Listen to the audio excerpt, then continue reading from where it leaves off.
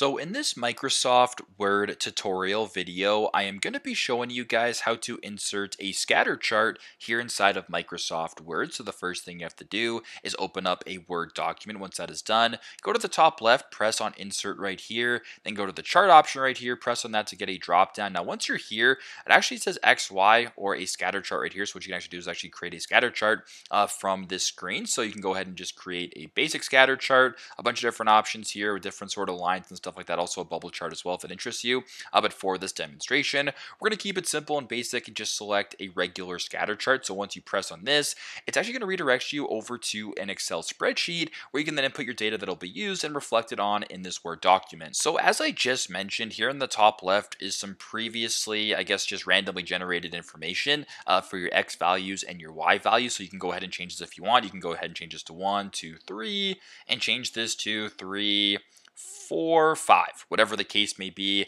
These are your values. Do whatever you want. So once that is done, this data will then actually be reflected in real time over into your Microsoft Word document and then portrayed on a scatter chart. So I will do that very quickly. This information here over back to Word. So now we're back on Microsoft Word, where as you can tell, the data actually is charted for you guys. So you have your X data here on the bottom. You have your Y data here at the top. You can go ahead and change the name if you want. You can go ahead and make this larger or smaller.